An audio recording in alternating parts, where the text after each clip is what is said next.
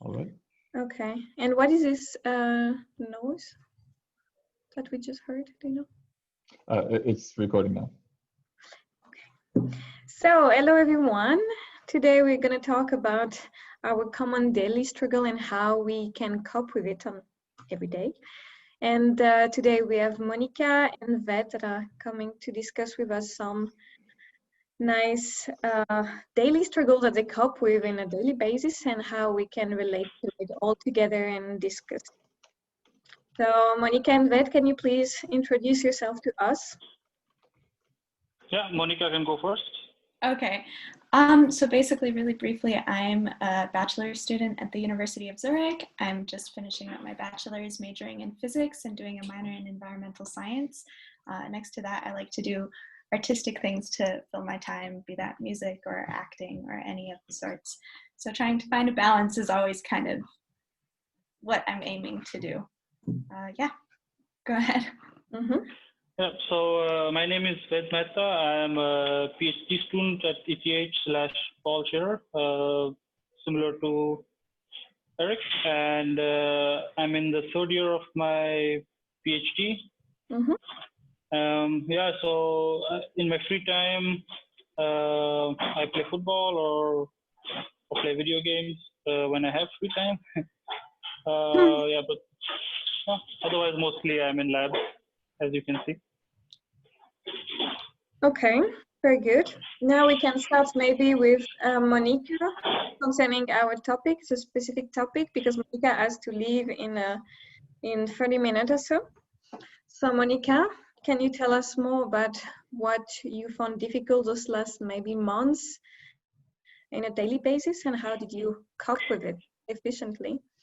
So I think the most difficult thing was kind of keeping a structured schedule and keeping up to it, because it's always easy to write something down and then kind of feel like, no, I'm going to change it after all, sort of in the last minute. So I basically found structure in things that I could connect with people live, be that lectures or virtual coffee meetups and so on, to just stay in touch and stay active and have basically appointments that you need to meet in real time. One thing that also helped me a lot was quite a few months ago when everything started to sort of feel like the same day was being played over and over again. I managed to, or what I started doing was trying to identify one thing every day that was different, one thing that was special or that made a day unique. And I think that that helped me in the sense that trying to sort of identify certain things, small things that will bring me some sort of pleasure or joy in a normal regular day really helped me to kind of distinguish the things and then look back and be like, oh, there were so many different things this week or this month that were different, that made each day kind of different and special. And it often did have to do with something that I was cooking or something new that I tried or something like that. And it was difficult towards the end to like keep this up because of course at the beginning you're kind of like, I've got so many options, so many new things I can do, so many different things I can try. But then as time goes on, you just kind of try to keep going. But I think basically really being able to sit down every day in the evening and be like, okay, so today, what was slightly different? Or what did I do that I haven't been doing every day to kind of bring out something unique really helped me to kind of get through it and keep moving and feel like I was making progress also for myself to kind of advance to some extent and not just be stuck in a cycle that was constantly the same thing. So yeah, those are like off the top of my head, the main things that really insane. And of course, going outside and talking to people, that I think that that's very important to kind of also be able to identify in what kind of mental state you are in yourself, because it's very easy to kind of neglect that and then wake up and be like, oh, wait, I feel like I just dreamt the past week, which of course sometimes is good. Sometimes everyone needs a rest, needs to just turn off for a few days. I also definitely did that sometimes myself, but I find it really important to be able to find a structure also in the resting that you have and be okay with that. Yeah, because it can trigger quite some anxiety to like think about so many options that we can do. For example, during the pandemic, during the whole quarantine thing, the 6 weeks of quarantine we had here, it's difficult because we know we would like to do so many things, right? We like to read more, to paint, and we have so many time at home, and sometimes we just end up doing nothing. And it just makes you feel like terrible because you feel like you have so much time and you don't use it. So like you're not efficient. So it can really be very heavy on the mental health, right? And a lot of people felt that they were not as productive as they should be. So I feel like it's so important that you could try to structure yourself and focus on what makes you feel good and try to keep it every day and to add some more activities, some new little events, and then just go on like this. I think it's really great, and probably we should all try to keep that in mind, to try to modify each day and to make it a bit special. And now that you're out of the quarantine, how is it going? Or did you catch up with university? Because of course it's difficult at university at the moment, but also life in general, right? Like everything is shifted and moved and different. Yes, absolutely. So for me, it's been slightly strange either way because I'm at a very different place now than I was when the quarantine started. I started the quarantine still with lots of classes and so on, and I think that helped me also during the quarantine time to still have to keep up with those classes and have something to do. Right now, I'm basically only working on my bachelor thesis, which means I've been at university a lot these past weeks, this past month. I've been in the lab, I've been working on things, doing my own research and so on, which is a completely different kind of work compared to having lectures, which has been interesting also to navigate to some extent because it's also a lot on me then again, exactly making that structure myself and not being held to it by some sort of timetable. I do have one class this semester, which is at 8 in the morning, which has been a terrible change. Because definitely for me, getting up early in the morning and actually forcing myself out of the house, especially now when it's getting colder and darker in the morning, is very tricky. So I think that is something that will take a moment for me to get used to again, to just kind of push myself over that and jump over my shadow a bit. But it is a lot of getting used to new situations because even though like I have stuff going on, being at a university or being in a public space where there are lots of people, especially with the new semester starting, has been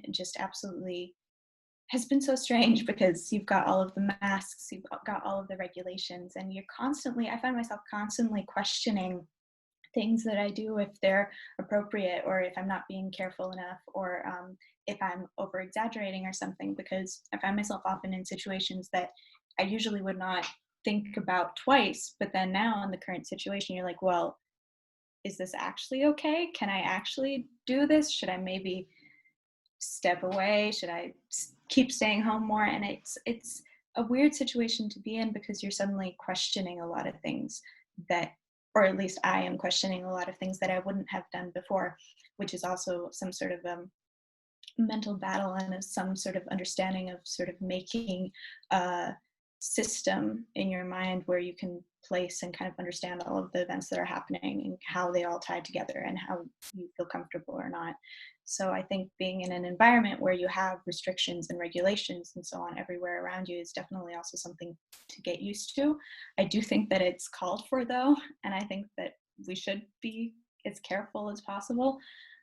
So I think that it's good that there's so much thought going into it, and that, I mean, also now with the classes, we see that sort of it started off very poorly, at least for a lot of people that I knew with the online classes and the virtual learning and so on. This semester has been a struggle, but I think a lot of learning is going to come through that, and it's already getting better. And I think that's going to be a whole interesting process in terms of how can we sort of make our infrastructure better? How can we understand how to create more learning platforms that are more adequate for the situation, where we will be able to sort of react to any situation that gets thrown at us if something like this comes again, if we end up having to quarantine again for a few weeks, or you've got constantly more people who are having to stay home again for 2 weeks because they knew someone, and kind of be able to function in this always changing environment. It's going to take a little bit of getting used to also from the technological side, but I think that there's a lot of interesting opportunities there.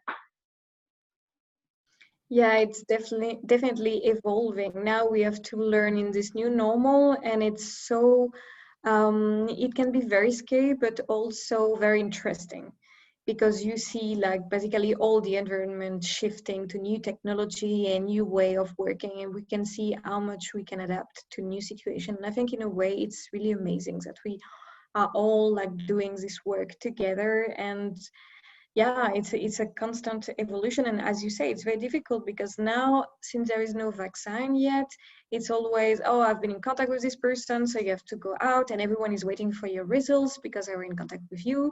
And then you have to like always constantly adapt, and it can be quite scary, quite anxiogenic, I would say.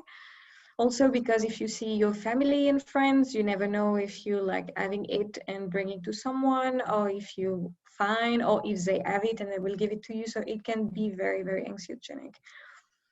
But I feel like you have this like positive mindset, which we should all have, right? To see the positive side, and it's gonna be okay, and we're gonna all adapt to it, and it's just a new normal now. Could be worse, like way worse. Yeah, for sure. And I think exactly this willing to learn. And I'd go insane if I wasn't positive about it. So that's what's keeping me going. Yeah, exactly. We have to try to be as positive as we can with the situation that we have in our hands. That's resilience. That's what we did in the other event, right? And you, Ved, can you tell us what you think about the whole quarantine, daily struggle, mental health related situation? And how did you adapt to the new normal afterwards? Yeah, so a lot of things that Monica said actually are some things I would also say, but I would add on some other points. So as a PhD student, you have a certain amount of pressure to perform. You need publication. You need to get this done in this time, and you're paid to do it. So you have extra pressure. During the pandemic, I would say for me personally, it was quite bad because I still like to work. I still like to work in lab, and it went from 100% lab work to zero in overnight. And if I'm not working or producing the results or doing experiments, I feel a bit worthless. And my work involves me being on the bench and working in the experiment. So there's very little I could do at home, and that was very difficult. I would say for me. The other thing I rely on is a group of friend circles that I have that we are very close. We hang out often, and this was also not possible. So I would say that those were the main difficulties. But I try to keep a balance between being with friends or going out, or sports. I would say particularly help. So I would play football in the summer or something like this, and this is basically how I cope with it. So during the pandemic, I was still doing a lot of Skype or Zoom video chats with friends, just to hang around virtually, chit chat, catch up, and there was not much to catch up, but still this sort of social contact for me personally does a lot. It does a lot. Like Monica said, you try to look at the positive things and something interesting or something nice that has happened in the past weeks. During the lockdown, there was not much happening basically. And so yeah, this is how I coped. I think after the lockdown, it is now much better because I am able to work, plan my schedule, try to hit as many targets as possible, and then try to turn the feedback loop. That's very interesting. Yes, try to turn all the negative thing into like something positive, even if not everything can be seen as positive. At least we go step by step, right? I'm also a PhD student, and I was lucky enough that 2 days before we all went into quarantine, I finished my experiment. So I didn't have to stop everything in the middle, and I could work on data and writing reports for the whole 6 weeks, which was really amazing. I mean, on my side, it was really like a a chance somehow in this terrible situation, because I could really focus on data, and not everyone has this opportunity to put his work on pause to focus on something really specific. Other people had other issues, salary issues, and lose their work. So I feel like I got a bit lucky, and I feel like as PhD students, sometimes we can work more from home also when it comes to data analysis. I feel like at least we are a bit more flexible in terms of the work we can give. I don't know if you see that way also, Eric. But Yeah, I think also to add on to this a little bit is that, so I'm also a PhD student. If other people don't know this, and so unfortunately for me, I didn't finish a bunch of experiments before the quarantine. In fact, actually, I had just finished. Luckily, I had just finished writing and editing a paper, but that also meant that during the quarantine, really similar to Ved, I really did feel quite useless. I felt there wasn't much going on. I didn't know what to do. And honestly, I also didn't know where the world would be in a few months. It was so uncertain that it felt many different things felt worthless, and it was difficult to stay optimistic. I wasn't so sure what to do. And I guess a bit of a question for Monica. So of course, myself, Ved, and Lorraine are all PhD students. I don't know if how was it for you during the quarantine? I guess having work, did coursework stop? Did you still feel as if you could find meaning, or how was your life able to continue during the quarantine? I think I was very lucky with that, in the sense that coursework didn't stop. I still had exercises I had to hand in every week. I still had, I had basically all of my classes were, except for one, were live online. So I could, be at the dining room table with my laptop and a coffee at 8 watching a lecture. Or there were also seminars. I had a seminar this semester or last semester where it was lots of interaction, discussions, and so on. So it was great that we could make that work on Zoom and still have our talks, and also with the breakout rooms and smaller groups. So basically I had just a lot of things that I had to do. I had a lot of times that I had to be online and be interacting with people and working with people. So for me, I never really, the only thing that really changed was that I didn't have to commute to university, and that I didn't have to get up earlier, I guess. But in terms of my schedule and so on, in university, everything was the same. Of course, I couldn't go to other events that I had, or I couldn't go to the Ausfallset and do my sports there or whatnot. But the university work was still very structured. So I always felt like I was working on something, which helped me a lot. I would say that is, sorry, I would add that is something, a positive note, that we all find joy in what we do, because some people don't, and I think to cope in that situation is far worse. Is far worse. Yes, that's definitely true, because you have to find the motivation, right, to try to work on stuff that, okay, you're not used to do it, but you have to do it in another way. And I feel like, as you said, also as PhDs, I mean, we have our own stuff to take care of. Of course, other jobs have it very difficult also, but we only talk about what we know, right? And as PhDs, as you said, there is a lot of peer pressure on, okay, you're not here for 6 weeks, but then you have to still produce data, you have to still ask for money, you have to still produce publication, because if you don't, the lab is not working, right? Because you need those data, you need to get money. And there is some industries that are still working during the quarantine. So, and they're still waiting, there is this whole system of data for money, money for data, and then it's like a vicious circle. And us PhDs, we are always in the center of, okay, what do we do? Because we have to finish our PhD.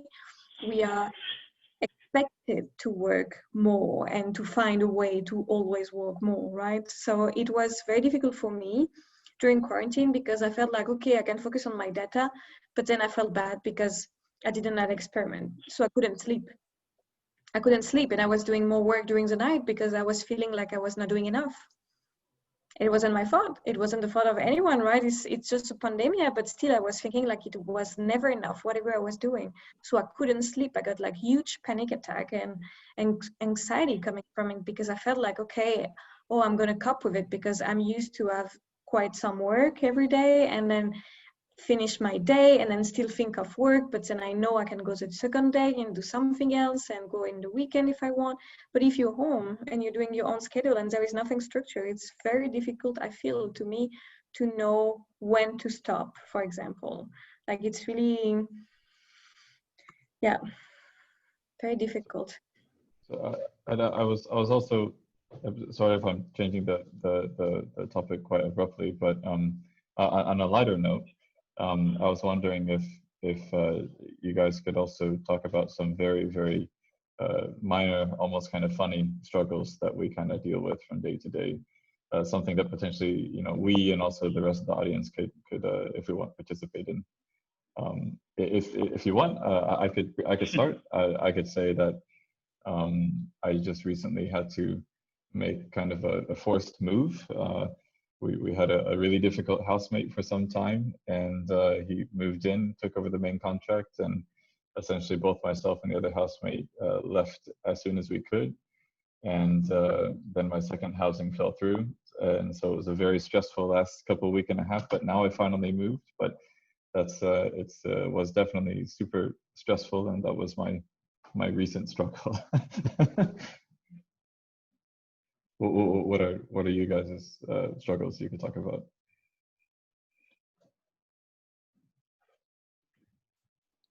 That's really difficult right out there.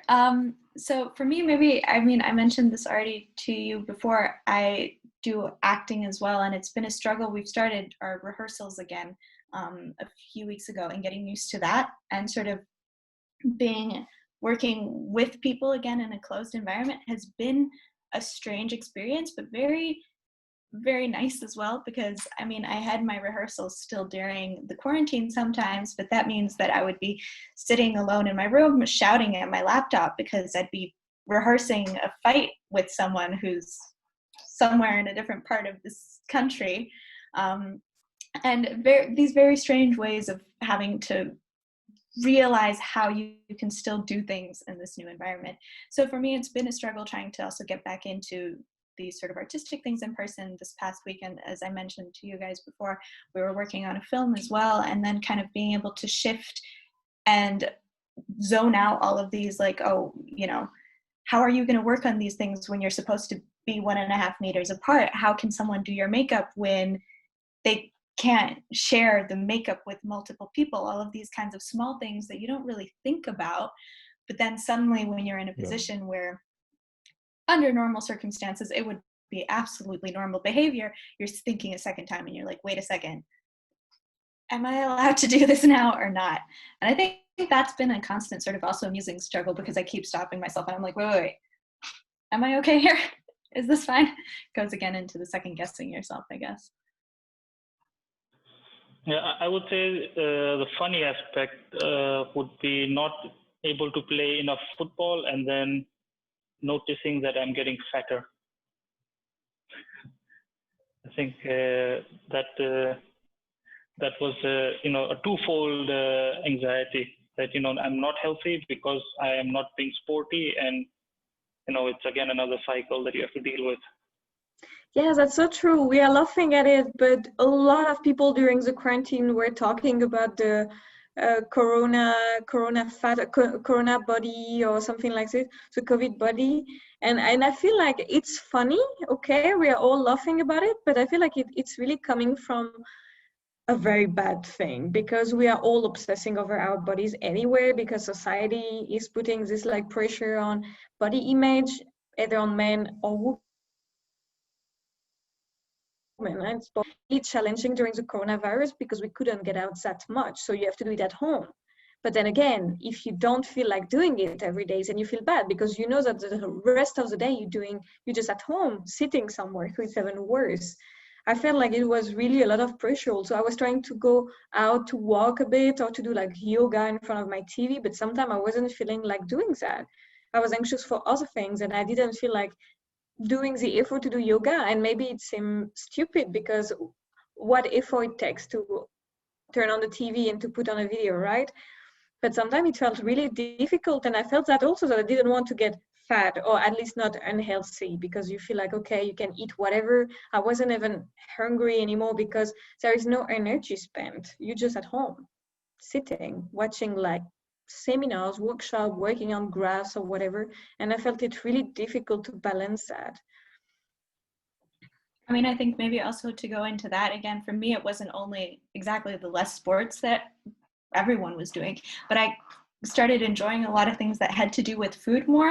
I had more time to make food, to try out new things. So I definitely also put on some weight because I wasn't doing my usual sport, but I was like, oh, I want to try this recipe. I want to do that. I found this new place that I can order stuff from. Because at some point we also came and we were like, okay, boost the local economy. What are shops that we can order from here, different things that we can try out, and so on. So I definitely started finding a lot of joy in food, which is good, I guess, but it does go back into that sort of maybe be kind of more careful then as well, which is a bad mental loop to get yourself into, because as you were saying, always comparing yourself is just such a negative thing anyways. Just to add in here to what Monica has said, that I'm quite cooking enthusiast as well, and I was working from home for the most of time before the quarantine started, before the pandemic started, but still during the pandemic, because you're stuck at home, you cannot go out. It's like this suffocation of sorts, a struggle that you can't, even though you were always used to working from home, it's this sort of lockdown situation that you're not allowed to go out of your home.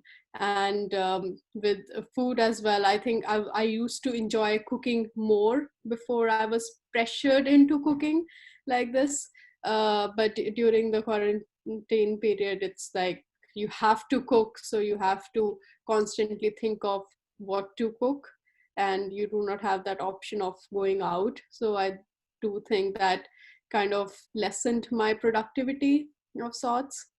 And now and plus of course travel as well, you're not allowed to travel, and my parents, they don't live with me. I live in Switzerland and they live in the UK, and finally I was able to visit them after like 8 months, and that's a pretty long period. That's the longest I have been without having seen them. So I think all of these things combined, because you're not allowed to do them, it does take a toll on your mental health generally. Also, if I can add something to what you just said, the family situation is very difficult because maybe, well, probably, you know, that the UK now is on the list of Switzerland, and Switzerland is on the list of the UK, and it's gonna get difficult for me. France also is on the list now, and probably we will be on the list also at one point. We are always the last one in Switzerland to do anything, but probably, for example, for those that celebrate Christmas, it's gonna be a quite difficult time, I would say, because if your family is not in Switzerland, you kind of know that you're not going to see them, because it's getting difficult again. And last time it took like 3 months before we all got confined. It was from January to March or something like this. And now it's getting in the same type of things, right? So you wouldn't take the risk to go to another country at this period just to see your family, because also family gathering was the worst thing. For example, in France this summer, family gathering just like triggered a lot of nest of COVID-19 case, that and weddings. So you're like a bit teared up between, okay, I need to see my family because I see them anyway twice a year, and with this year it's even worse, and I need to spend time with them, right? And to know how they're doing and everything. But on the other hand, you don't want to risk to go and to bring the coronavirus, or to go and bring it to them, you know, and then just give it to your grandparents or whoever you can meet. So I feel like it's a lot of anxiety because you don't know what is a responsible move like now really much, because there is multiple responsible thing you can do, but then on the other hand you want to also take care of your family, but then it's difficult. Like I really struggle with that So I don't know how you feel it, because your family is in the UK also. I think same here, because I mean we have Diwali coming up in November, and that entire month is sort of a big festival kind of month for us. And I did want to visit my family during a festival period, but it's like, how are we even celebrating? So it's that whole do's and don'ts kind of thing, as you said, about responsibility, that you do not want it for yourself, as well as you want to avoid giving it to your loved ones, and that, but you do want to be with them. So it's always a moral kind of compass on where it falls on. Yeah. So I also see that we're reaching close to the 40-minute mark, which is getting close to the end of this roundtable. And I was wondering if maybe we could end on a few less comments. Maybe your choice, whether you want to talk about daily struggle, or if you want to talk also about what you're looking forward to potentially in this next year. But yeah, I'm curious to hear what you guys want to end up on. Mm-hmm. Yeah, I completely agree with that also. Yeah, I would say we can talk about what we're looking forward to. I think because we would like to imagine a pandemic being behind us. So that would be a good discussion. Anybody else can start. I can catch up later.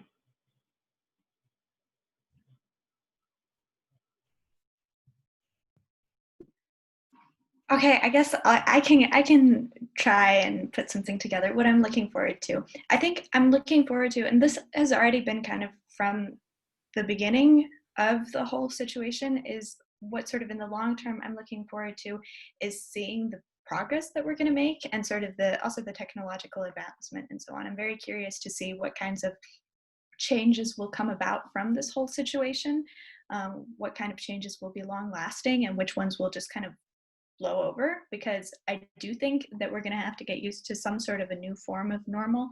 I'm curious to see what exactly that will be.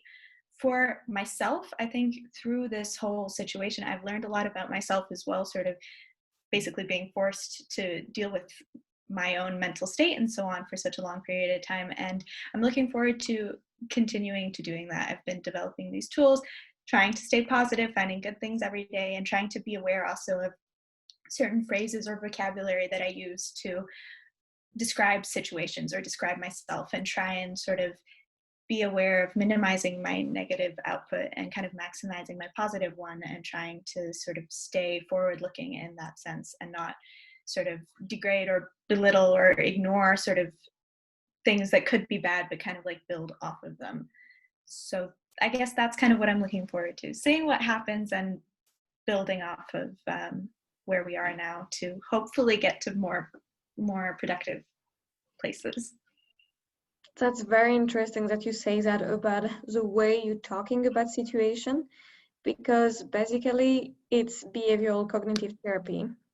It's the way you're talking about what you have to do, what you want to do. For example, you shouldn't say I have to work. You have to say I want to work, or I would like to do this, and not I have to do this. It's like one of the basic point of this therapy is to change the way we are like talking about our environment and the way you're thinking, because the way you're talking is the way you're thinking. So it's really, really interesting that you say that, because it's so important to challenge those like negative thoughts and just change them by forcing yourself to get into another way of speaking and way of thinking. This is very, very, very important, I think.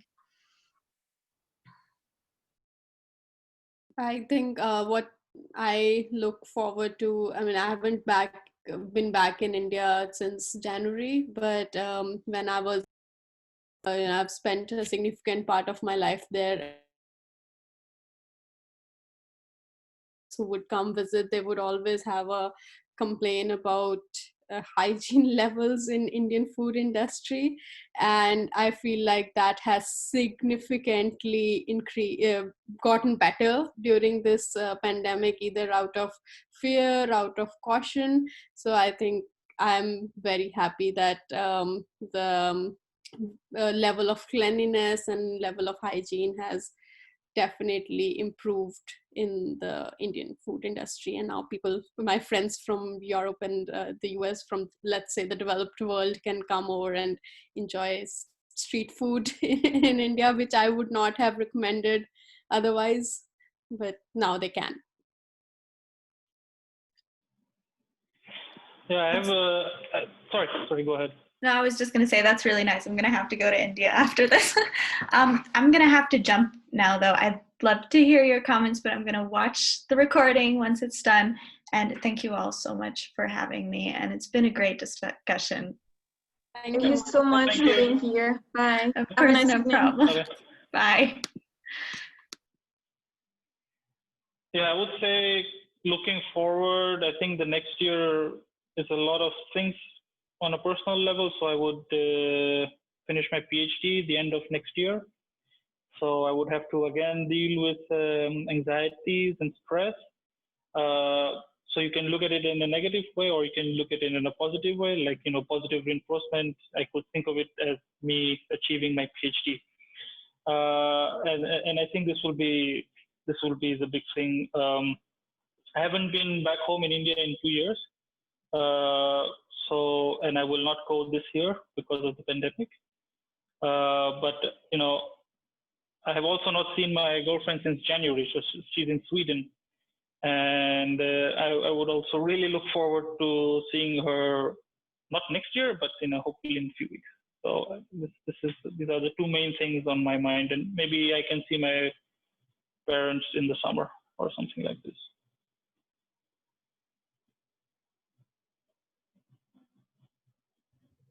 Yeah, I guess I'll follow up. Similar to Ved. Well, I guess luckily I've been able to see my now fiance. It feels strange to say fiance.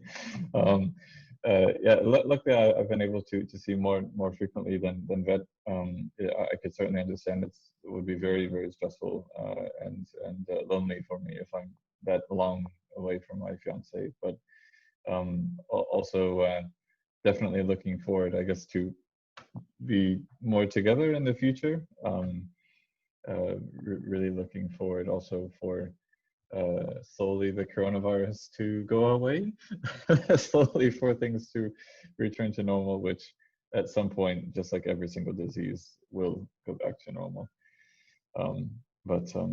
Yeah, that's for sure. Oh, really excited also to finish my PhD, and whatever happens afterwards will happen. But get married also, maybe. Yes, and get married. So very happy to just move forward with I guess the important life milestones and move on to something a bit more secure and something a bit more consistent. I think I can go on also. What I'm looking forward is to have the end of this pandemic and see how the world will change afterwards. I don't have so many hope because I feel like pollution and everything. Okay, everyone saw that there were like a change during the quarantine in a lot of countries, but I'm not sure that when all will go to normal, people will really change something. But I have hope still, because I feel like we have a new generation of young people that are really very active in activism, like a lot of activism for like a bunch of topic. And I'm really truly believing that if we are all moving toward the same like type of goals, we can really try to change things, but let's see. And yeah, I'm looking forward to achieve my PhD in 2 years. So I will see you guys at your own thesis defense. But I'm looking forward for this also, and to see if next summer we can all go on holidays, finally doing something nice and forget a bit about professional life, work life, with like all the pandemic regulation, and see our families and everyone we want to see. just being free. I mean, as free as we can at the moment. Anyone else?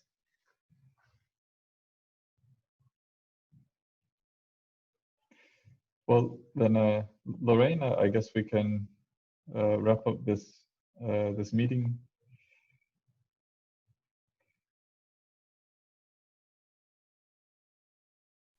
Sorry. Yes. Yeah, I was saying yes, definitely. Thank you so much, Ved, for coming as a speaker, and the other ones to just be there. It was very nice having so much people tonight, and let's see each other in the next one, hopefully. Yeah, it was a pleasure. Thank you guys so much. Thank you. Have a great evening.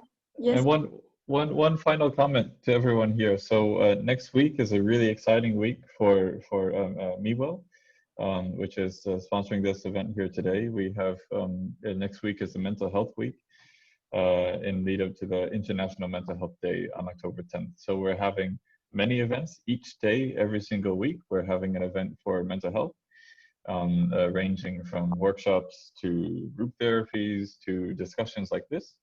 And more. So if you're interested, please check out our Facebook. You can find us at MeWell Community, or also our website, which is mewellcommunity.ch. So again, yeah, as Lorraine said, thank you guys so much for attending. And follow us on Instagram. And on Facebook and on Twitter and everywhere. All right. But thanks a lot, guys. See you another time. Have a great evening. Thank Stay you. safe. Have a great See you. evening. Bye-bye.